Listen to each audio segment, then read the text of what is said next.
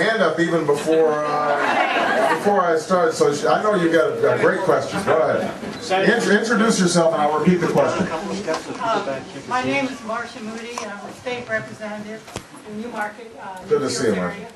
I have a question about the recent passage of that FISA bill. What are we going to do to change that? We're going to have to get a new president. Well, look, I was adamant about us not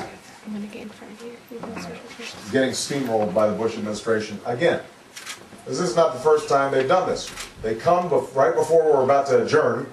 They insist that if we don't pass this bill, that terrorists are going to run wild and Democrats fold.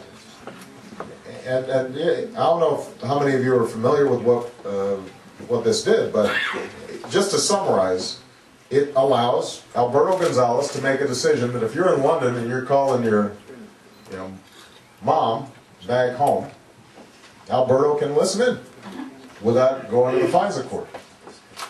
It was a no warrants. It was a bad idea. Now it will be up for renewal in 6 months, and my hope is that we have sufficient hearings and we have sufficient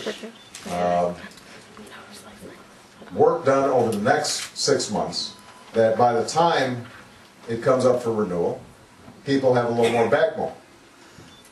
I will be honest with you, though, I am not optimistic about our ability to override changes, because if Bush vetoes them, we'd need 67 votes. And so I really do think that it's probably going to be the next president who restores that sense of balance and constitutional reverence that one should expect out of somebody in the Oval Office. And it's not just going to be on this bill. One of the first things I'm going to have to do in the first year of office is bring my Attorney General in, who will be somebody who respects the Constitution.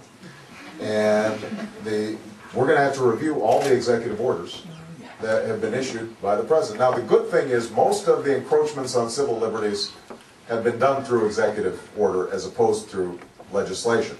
The FISA court legislation and some of the provisions of the Patriot Act are exceptions.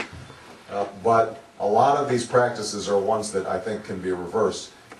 Part of what we're going to also have to do is where there's not sensitive intelligence involved, we need to open up and explain and educate the public about this process. And that's part of what I want to do with the presidency, is to engage in a big civics lesson. So we start inoculating ourselves from the fear, the politics of fear that we've been seeing for so long. We've got to restore a different way of thinking about